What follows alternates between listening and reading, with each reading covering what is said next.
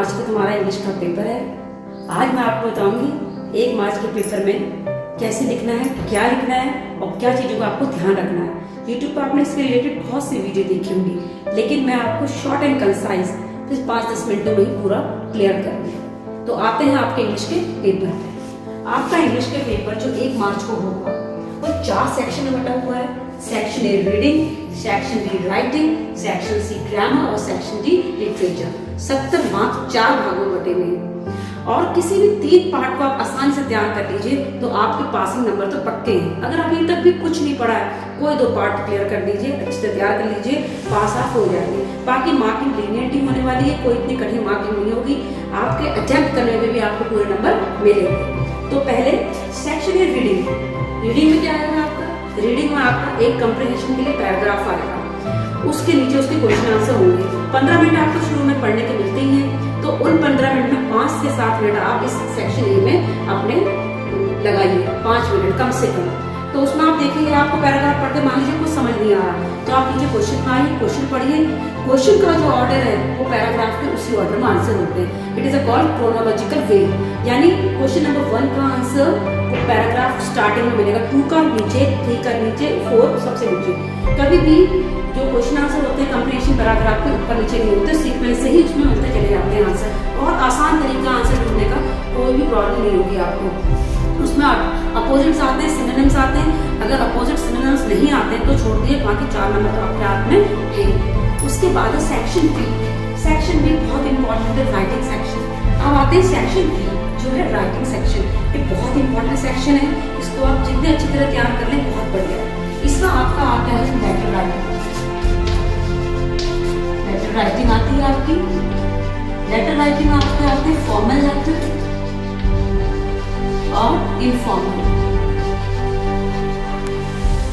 Formal letter वो होते हैं इसमें फॉर्मेलिटीज होती है, टू द प्रिंसिपल या to the managing director, to the municipality commissioner. एक सब्जेक्ट होगा, डेट होगी, एंडिंग में एड्रेस होगा और एक साइड में आपकी लेफ्ट हैंड साइड में आपका उसका रिगार्ड सन एड्रेस होगा। इसकी बॉडी ऑफ द लेटर होगी। आपको इनफॉर्मल और फॉर्मल लेटर में रटना नहीं है, उसका लेआउट, उसकी बॉडी याद करनी है कि कैसे हमें इसे बनाना है, कहाँ से स्टार्ट करना है, फिर सब्जेक्ट लिखना है, फिर बॉडी ऑफ द लेटर लिखनी है, फिर यहाँ पर रिगार्ड लिखना है, एंड में एड्रेस। ये लेआउट आपको याद कर लेना है। ऐसे ही इनफॉर्मल लेटर का लेआउट आपको याद कर लेना है। लेआउट अगर आपको क्लियर है तो आप बॉडी में अगर थोड़ा गलत भी लिखेंगे या नहीं लिख पा रहे हैं तो आपको मिल जाएंगे, क्योंकि हर चीज का नंबर बटा है। स्टार्टिंग का, body of the letter, regard, ending, सबका एक आधा नंबर बटा होता है। बॉडी ऑफ द लेटर मान लीजिए फॉर्मल लेटर तक आपको म्युनिसिपैलिटी कमिश्नर को लिखना है या आपके प्रिंसिपल को लिखना है स्पोर्ट डे के ऊपर में, तो बॉडी में क्या चीज के बारे में आप लिख रहे हैं, क्यों लिख रहे हैं, एंड में कंक्लूजन, ये चीजें आपको उसमें जरूर देनी है। इनफॉर्मल में अपने रिश्तेदार, मित्र, दोस्तों को शादी को बुलाना, किसी फंक्शन में बुलाना जा सकता है, तो उसमें सिर्फ यहाँ पर उसका एड्रेस और डेट और उसके बाद बॉडी ऑफ द लेटर नीचे विद लगे। अब एक चीज याद रखना, फॉर्मल में योर्स होना चाहिए और यहाँ पे योर। योर्स माने आपका, योर मतलब तुम्हारा। ये कुछ बातें आपको ध्यान रखनी है। इन चीजों के नंबर है। आर्टिकल राइटिंग सेक्शन बी में आर्टिकल यानी लेख लिखना, वो किसी मुद्दे पर, किसी विषय पर, जनसंख्या, पॉल्यूशन, करप्शन या आजकल जो भी कोरोना जैसी महामारी चली, किसी के ऊपर भी आ सकता है। ये हमेशा आपको पास्ट टेंस लिखना है और मुद्दों के ऊपर लिखना है। और इसमें एक चीज ध्यान रखनी है आपको, इसमें इंट्रोडक्शन, कंक्लूजन और बॉडी, क्या समस्या है, क्यों है, कैसी है। और 10th में तो बहुत ईजी होता है, इसमें पॉइंट दिए होते हैं, जिन पॉइंटों पर लिखना है उन्हीं पॉइंट को लेके आपको लिखना है। आर्टिकल राइटिंग में आपको सिंपल और छोटे सेंटेंस बनाने। सेक्शन बी में ही आर्टिकल बी में ही आपका है पैराग्राफ राइटिंग। पैराग्राफ राइटिंग में पैराग्राफ पहले ऐसे आते थे, ऐसे के पैराग्राफ राइटिंग में लेंगे। पैराग्राफ के नीचे आपको 4 पॉइंट दिए होंगे कि इन्हीं 4 पॉइंटों में इन्हीं हेडिंग को लेके आपको बनाना है। एक्स्ट्रा आपको कोई हेडिंग बनाने की जरूरत नहीं है। अगर मान लो पैराग्राफ होली के ऊपर ही आता है तो उसमें दिया होगा होली क्यों मनाई जाती है, कैसे मनाई जाती है, क्या करते हैं, क्या नहीं करना चाहिए। तो उन्हीं जो पॉइंट दिए उन्हीं में आपको पैराग्राफ लिखने, अपने मन से हेडिंग नहीं बनानी है। और पैराग्राफ के कंसाइज 7 से 80 वर्ड, आप 60 से 50 वर्ड तो कर सकते हैं, लेकिन 80 से आगे नहीं लेंगे। नंबर आपको उतने के मिलेंगे जितने मिल रहे हैं। एक्स्ट्रा वर्ड पर आपके नंबर काट लिए जाएंगे। तो आपको राइटिंग के भी इस बात का ध्यान रखना है। इन आर्टिकल और पैराग्राफ में आपको छोटे सेंटेंस बनाने, टेंस का ध्यान रखना है।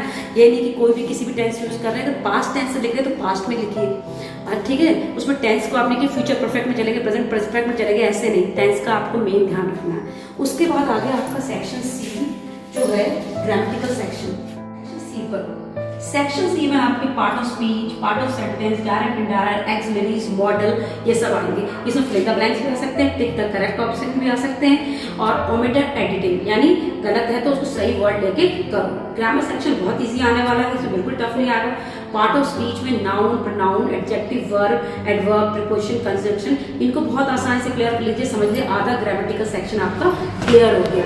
उसके डायरेक्ट इनडायरेक्ट में डायरेक्ट से इनडायरेक्ट, इनडायरेक्ट से डायरेक्ट ये चेंज करने को आएगा। एक्सिलरीज यानी हेल्पिंग वर्ब, सहायक क्रियाएं, सहायक क्रिया क्या होती है? एक्सिलरीज यानी सहायक क्रिया, is, am, are, was, were, has, have, would, could, should, shall, ये सब वॉज, हैज, हैव। सेकेंडरी में आ गई can, could, would, should, may, might, ये सब सेकेंडरी में, तो इनको फिल करना या इनको सही करना ये आता है एक्सिलरीज में। उसके अलावा आपका आ गया part of sentence, part of subject, subject, predicate, उसको सही से या दोबारा रिराइट करना, ये सब चीजें उसमें आएंगी। ग्रामर में मोस्टली आपको टिक द ऑब्जेक्टिव या पिक द ऑब्जेक्टिव, सही ऑब्जेक्टिव लो, या इसमें एडजेक्टिव ढूंढो, या उसमें प्रीपोजिशन सही फिल करो, या प्रीपोजिशन हटाओ दूसरा फिल करो, ये सब आने वाले हैं। तो पार्ट ऑफ स्पीच आप बेसिकली बहुत अच्छी तरह तैयार कर ले, जो 8 होते हैं। उसके बाद आते हैं सेक्शन डी, यानी सेक्शन डी लिटरेचर का सेक्शन है। इसमें फर्स्ट फ्लाइट और फुटप्रिंट्स विदाउट फीट, दो बुक हैं। जैसे आप जानते हैं फर्स्ट फ्लाइट है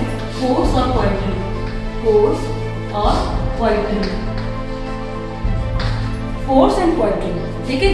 कोर्स में आपके 6 चैप्टर हैं और पोएट्री में आपके 4 चैप्टर हैं। आएगा समझ में? तो कोर्स और पोएट्री की आपको ये तैयारी करनी है। उसके साथ सप्लीमेंट्री में भी आपके 3 या 4 चैप्टर हैं, इन चैप्टर्स को आपको अच्छी तरह तैयार करना है। आई थिंक कोर्स आपका आ गया course section the first flight में, और letter to God the Ganga सुक्रात और इंडिकोजी, ये वेरी इंपॉर्टेंट चैप्टर है। 4 चैप्टरों में से एक पैसेज और क्वेश्चन आंसर जरूर आते हैं। सबसे important chapter letter to God और सुक्रात है, और दूसरी बात द गंगा में से पैसेज आ सकता है जिसमें से आपको कोई एक्सट्रैक्ट जिसे कहते हैं, और उसमें से आपको क्वेश्चन देने। तो चारों चैप्टरों में आपको समरी क्लियर होनी चाहिए बहुत अच्छी तरह। वैसे तो बाकी 6 के 6 चैप्टरों में समरी क्लियर होनी चाहिए। समरी क्लियर होगी तो आप आंसर अपने मन से बना के लिख सकते हैं। अगर समरी क्लियर नहीं होगी तो आंसर नहीं लिख पाएंगे। दूसरा, सरसरी नजर किताब के पन्नों पर इन 4 चैप्टरों में जरूर मार लें, इनमें से किसी ना किसी का पैसेज जरूर आएगा। पैसेज में क्या होता है, स्पीकर कौन है, कौन बोल रहा है, लेसन का नाम, राइटर, तो राइटर भी याद होने चाहिए। उसका पोएट्री, पोएट्री में आपके 4 चैप्टर हैं, चारों चैप्टरों की आपको समरी याद होनी चाहिए, क्योंकि सेंट्रल आइडिया और थीम का क्वेश्चन आएगा तो आप तभी लिख पाएंगे। अगर आपको नहीं भी याद है, समरी दिमाग में होगी तो लिख पाएंगे। तो आपको पोएट के नाम भी याद होने चाहिए और पोएम के नाम भी याद होने चाहिए। सबसे इंपॉर्टेंट पोएम है आपकी द नेशन बिल्डर, इसमें से क्वेश्चन जरूर आता है, ये सबसे इंपॉर्टेंट पॉइंट है। उसके बाद आपकी सप्लीमेंट्री बुक आ गई। सबसे इंपॉर्टेंट चैप्टर आपका है the inventor who kept his promise, इसमें से एक क्वेश्चन जरूर आता है। दूसरा है जजमेंट सीट ऑफ विक्रमादित्य, इसमें से भी एक लॉन्ग क्वेश्चन आ सकता है। हु केप्ट हिज प्रॉमिस, ये बहुत इंपॉर्टेंट है। और विक्रमादित्य से एक कैरेक्टर क्वेश्चन जरूर आ सकता है, तो ये आपको तैयार करने हैं। अगर आप सारा कोर्स ना तैयार कर पाए अपने लिटरेचर का, तो कुछ चैप्टर जो मैं बता रही हूँ इनको भी अगर तैयार कर लेंगे तो आपके नंबर पक्के हैं, क्योंकि इनमें से हर साल जरूर क्वेश्चन पूछे जाते हैं। तो इस तरह से 4 सेक्शन आपके पेपर के हो गए। चारों सेक्शन से 4 सेक्शन नहीं कर पाते, 3 सेक्शन तैयार कर लीजिए। और सेक्शन ए तो तैयार कुछ करना ही नहीं, उसमें सिर्फ आपको प्रैक्टिस करनी है। कंप्रीहेंशन की कोई बुक ले लीजिए। हाँ, एक बात और, सैम्पल पेपर जरूर लीजिएगा, कोई ना कोई अच्छी कंपनी का। सैम्पल पेपर में से आपको आइडिया हो जाता है कि किस तरह से आपको क्वेश्चंस आएंगे और आंसर भी, क्योंकि सैम्पल पेपर सॉल्व होते हैं तो आपको अच्छा लगता है किस तरह से आंसर आपको लिखने हैं। दूसरा, फिगर ऑफ स्पीच जिसे कहते हैं अलंकार, ये भी एक बार जरूर तैयार कर लीजिए। इसका क्वेश्चन तो इससे नहीं आते हैं, लेकिन फिगर ऑफ स्पीच कहीं ना कहीं पूछी जा जरूर सकती है। और सैम्पल पेपर में से कंप्रीहेंशन की प्रैक्टिस करें लास्ट डे में, और लास्ट डे में आप जो है सैम्पल पेपर ही प्रैक्टिस करिए। और लिटरेचर सेक्शन तो सैम्पल पेपर बहुत अच्छी तरह कर लीजिए, क्योंकि उससे ही मिलते जुलते क्वेश्चन जरूर आपके एग्जाम में आते हैं बच्चों। इस तरह से अगर आप, और लास्ट में आपको एक चीज और बताना चाहूंगी,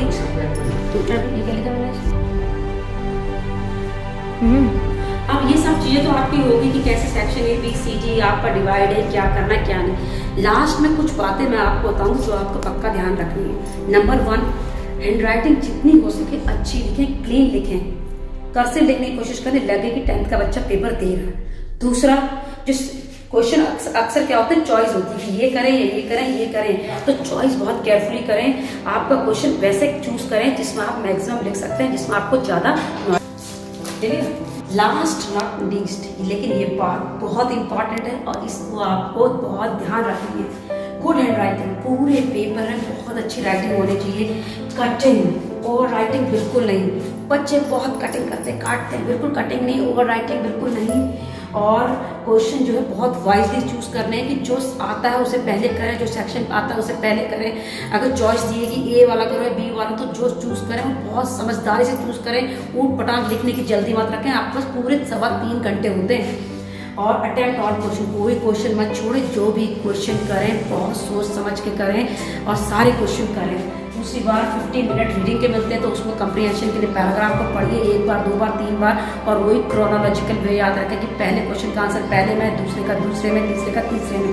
और रिवाइज आंसर केयरफुली। पेपर हो जाने के बाद 5-10 मिनट इतना ज़रूर रखिए कि आप पेपर को रिवाइज कर सकें और देख सकें कहीं कोई चीज़ छूट तो नहीं गई। कई बार हम कोई अच्छा टॉपिक आती हुई भी जल्दी में छोड़ देते हैं, तो रिवीजन के लिए 5 या 10 मिनट ज़रूर रखें अपने पास लास्ट में। और सबसे बड़ी बात, आपकी OMR सीट भरने को आएगी तो OMR सीट में बिल्कुल कटिंग नहीं करनी है, ब्लैक पेन से ही करो, मोस्टली ब्लैक नहीं है तो ब्लू। और वहाँ पर जो क्वेश्चन पेपर में ऐसे लिखा रहता है आपका 135 CD, ऐसे लिखा रहता है कि C और D आपको OMR में डालना है, C एक जगह D एक जगह, उसी को गोला करना है। बच्चे इसमें बार बार गलती करते हैं, ये गलती नहीं करनी है। दूसरा जो है OMR सीट में बिल्कुल भी कटिंग ओवर राइटिंग नहीं करनी है, सोच के समझदारी से लिखना है। और जो भी गोले बनाने बहुत सोच के समझदारी से बनाने, बिल्कुल भी गड़बड़ करने की कोशिश मत करिए। पेपर बहुत सावधानी से सही से करिए। आशा करती हूँ आपका बहुत अच्छा जाएगा और आने वाले अगले 1-2 दिनों में आप बहुत अच्छी तैयारी करके इंग्लिश में पूरे में से पूरे नंबर लाने की कोशिश करेंगे। Best wishes for your exam. अब एक मैं अपने मतलब की बात कह दूँ, अगर आपको मेरा पढ़ाना अच्छा लग रहा है, मेरा काम अच्छा लग रहा है, प्लीज़ मुझे सपोर्ट करें, मुझे सब्सक्राइब करें, ताकि मैं आगे ऐसे ऐसे वीडियो आपको दे सकूँ। हाँ, और अगर आपको कुछ कमी लग रही है, आपको लग रहा है कि मैम ये नहीं ये होना चाहिए, तो कमेंट सेक्शन में ज़रूर लिखें। Thanks for watching my video.